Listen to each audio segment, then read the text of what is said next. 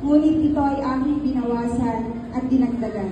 Kaya naman, ang tulang ito ay ibang-iba.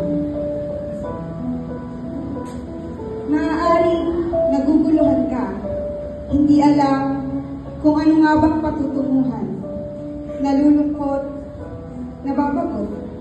Bakit sa tuwing madarama, sa Kanya tayo sumasaya? Siya na laging nandyan kapag kailangan, siya ang maaasahan. Alam niya kung ano nga ba ang ating mga dahilan dahil siya ay higit pa sa kaibigan na mapagkakatiwalaan. Kinulang man tayo sa ibang bagay, alam kong alam natin na hindi niya tayo pababayaan dahil siya ang nakakaalam ng bawat laman ng ating puso't isipan. Ibang-iba ang pagmamahal na ipinadarama. Hindi kayang sumating, hindi kayang bilhin dahil siya ang sagot sa lahat ng ating mga liranin. Ibang-iba talaga, kahit madalas na hindi natin nakikita ang kanyang halaga, ay patuloy pa rin niyang ipinadarama ang pagmamahal. Pagmamahal na siya lang ang makapagbibigay ng buhay na walang hanggan. Ito ang pagmamahal ng Diyos na kaya kang ipaglaban sa lahat ng laban.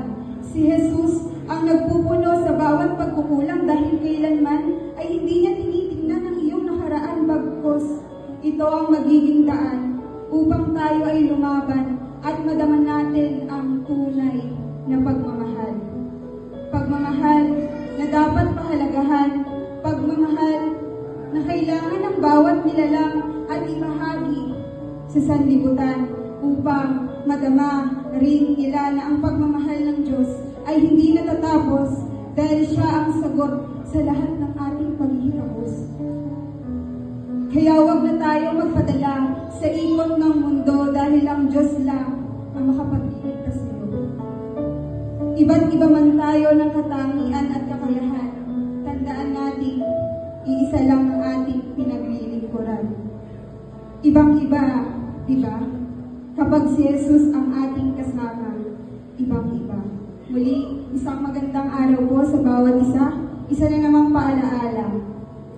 Sa mundong puno ng sana all, may nag-iisang Jesus na nagbigay ng buhay para ma-save tayo all. Maraming salamat po. To God be all the glory.